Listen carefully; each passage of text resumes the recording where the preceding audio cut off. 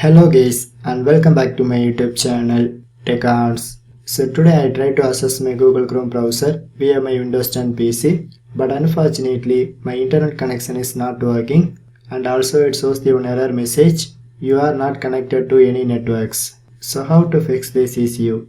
And here I show the few steps to fix this problem. So let's go to our tutorial. So first of all I try to troubleshoot my issue. So by simply right click on your network icon and then press troubleshoot problems, but unfortunately it does not find any issues, so no problem. So just go to your open network and internet settings. So here you can press change adapter options. So friends, here you can check it if all the network adapters are enabled or not. So once you enable all the network adapters, just close all the settings window.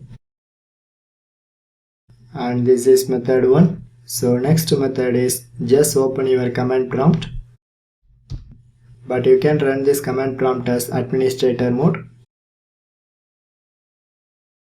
So here you can type the following commands by one.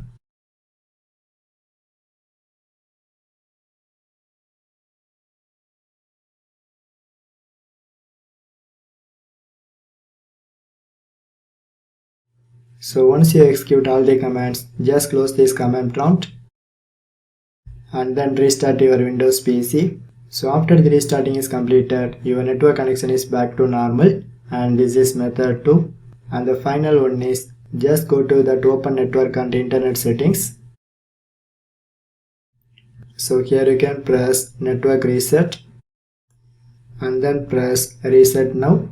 But if you press this option, it will remove and then reinstall your all network adapters, and also it will set to their original settings.